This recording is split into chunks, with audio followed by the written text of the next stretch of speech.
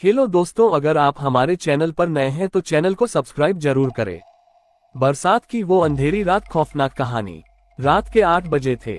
Suresh office में काम कर रहा था। बाहर तूफान के साथ भारी बारिश हो रही थी। सुरेश एक जमीन के प्रोजेक्ट पे काम कर रहा था। काम में व्यस्त होने के कारण उसको वक्त का पता ही नहीं था। जब उसका काम खत्म हुआ तब घड़ी में 9 बज चुके थे। बैटरी कम होने के कारण उसका मोबाइल भी थोड़ी देर में बंद हो गया। जब वो बाहर निकला था तो उसके होश उड़ गए। काली अंधेरी रात थी, सुनसान रास्ता था और आसपास में कोई नहीं था। तूफान के साथ तेज बारिश गिर रही थी।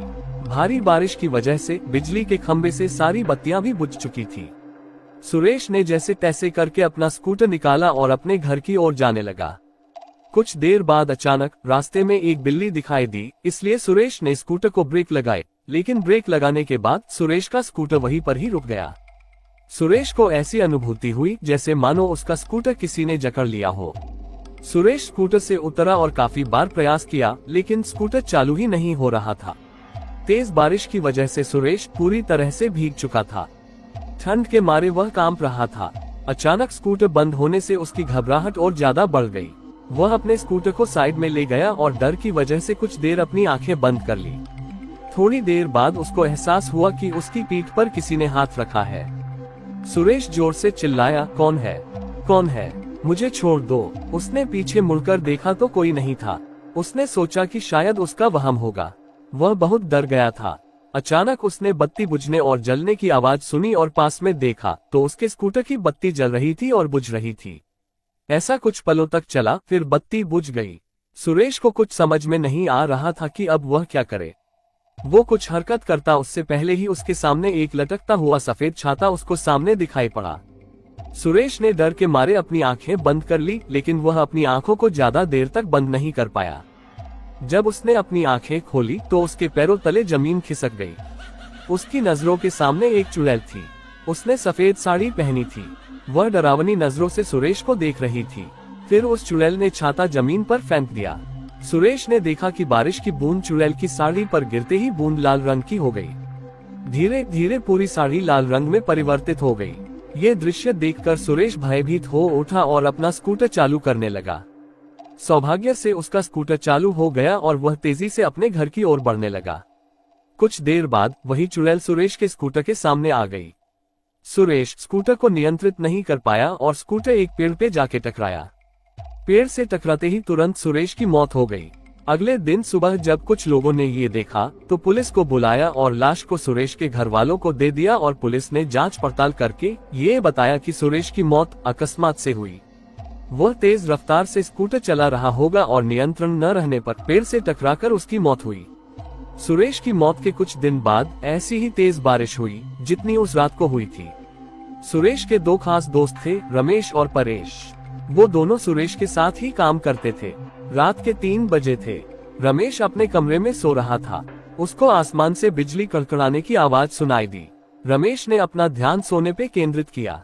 अचानक उसको ऐसी अनुभूति हुई जैसे किसी ने उसको एक थप्पड़ मारा हो। वह नींद से जाग उठा और आसपास देखने लगा, लेकिन आसपास कोई नहीं था। फिर थोड़ी देर बाद कमरे की बत्ती जलने और बुझने लगी। ये देख रमेश बहुत घबरा गया और कंबल ओढ़कर सोने का प्रयास कर रहा था। उसने महसूस किया कि उसका कंबल कोई पीछे से खींच रहा है। वह जोर जोर से चिल्लाने लगा, मुझे छोड़ दो, मुझे जाने दो। उसके कुछ देर बाद सब कुछ शांत रहा। फिर अचानक खिड़की अपने आप खुल गई और उसमें से एक हाथ बाहर से अंदर आया, जिसकी हथेली पर खून ही खून था। उस हाथ ने कसकर रमेश का गला पकड़ा और उसको मौत के घाट उतारकर रस्सी की मदद से पंखे के नीचे लटका दिया। अगले दिन सुबह रमेश का दोस्त परेश जब उसको बुलाने आया तब उसने ये दृश्य देखा और तुरंत पुलिस को सूचना दी। पुलिस ने जांच पड़ताल करके इसको खुदकुशी का नाम दिया और कहा कि रमेश ने तनाव और किसी बात के दबाव में आके आत्महत्या की होगी। हम आगे इसकी और भी जांच करने की कोशिश करेंगे। अपने दोनों दोस्तों की मौत के बाद परेश बहुत ज्यादा तनाव में आ गया। उसको मन ही मन ये लगने लगा कि अब तीसरा नंबर उसका है।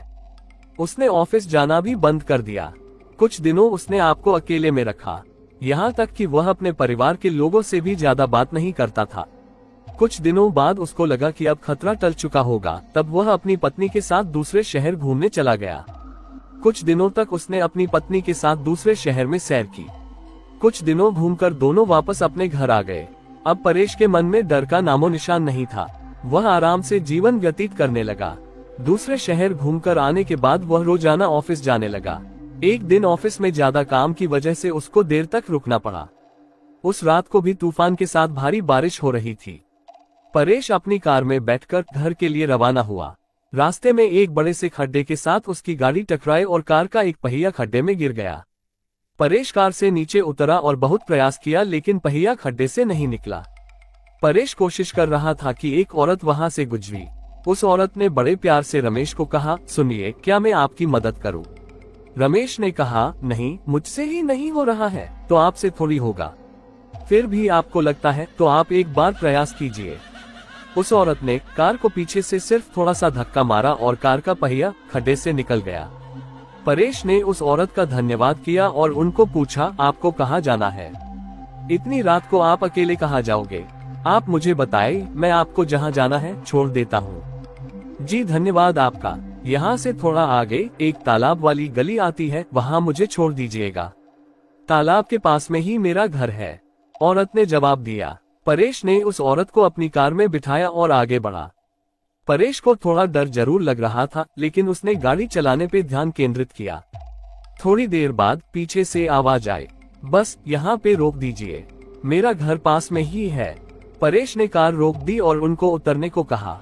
अचानक उसने पीछे से डरावनी आवाज सुनी, परेश, अब तू गया, तेरा अंत अब नजदीक है, मैं तुझे नहीं छोड़ूंगी। परेश ने पीछे मुड़कर देखा तो उसके होश उड़ गए। वो औरत एक खौफनाक चुड़ैल में परिवर्तित हो गई थी। उस चुड़ैल ने जोर से परेश को धक्का दिया और उसको कार से नीचे गिरा दिया। फिर परेश को घसीटकर तालाब की ओर ले जाने लगी। परेश बहुत चीखा और चिल्लाया, लेकिन चुड़ैल ने उसकी एक नहीं सुनी। परेश ने चुड़ैल से कहा, कृपया मुझे छोड़ दो, मुझे जाने दो, मैंने आपका क्या बिगाड़ा है? परेश, तू आज मेरे हाथों से ही मरेगा। तुम्हारे दोनों दोस्तों को तो मैं मौत के घाट उतार चुकी हूँ, अब तुम्हारी बारी है। याद करो बरसात की वो अंधेरी रात, जिस रात को तुम लोगों ने मेरी हत्या करके मुझे तालाब में फेंक दिया था। जिस जमीन ने मुझे और मेरे माँ बाप को रोजी रोटी दिलाई थी, वह जमीन तुम तीनों हड़पना चाहते थे और उस जमीन पे शराब की फैक्ट्री लगाना चाहते थे। जब मैंने और मेरे पिताजी ने हस्ताक्षर करने से मना कर दिया, तो तुम पापी दरिंदों ने मेरी और मेरे पिता की हत्या कर दी और दोनों को तालाब में फेंक दिया। हमारी मौत का कारण लोगों को ये बताया कि हम पानी में डूबकर मर गए हैं। मैं उस जमीन पे कभी भी शराब की फैक्ट्री नहीं चलने दूंगी तथा मैं वापस मेरे और मेरे पिताजी का बदला लेने के लिए आई हूँ। आज तुझे भगवान भी मुझसे बचा नहीं पाएगा, कहकर चुड़ैल ने जोर से धक्का दिया और परेश को तालाब में गिरा दिया और पानी में डूबकर उसकी तुरंत मौत हो गई। फिर चुड़ैल अदृश्य हो गई। दूसरे दिन किसी ने परेश की लाश को पानी में बहते हुए देखा तो तुरंत पुलिस को संपर्क किया। पुलिस ने जांच करके उसकी लाश उसके परिवार को दे दी तथा मौत का कारण ये बताया कि उसकी मौत पानी में डूबकर हुई। सूचना, ये कहानी काल्पनिक है। इस कहानी में दिए गए सारे पात्र भी काल्पनिक है। किसी की भी भावनाओं को ठेस पहुंचाना मेरा उद्देश्य नहीं है। कोष्टक। दोस्तों, ये कहानी आपको कैसी लगी हमें कमेंट करके बताएं।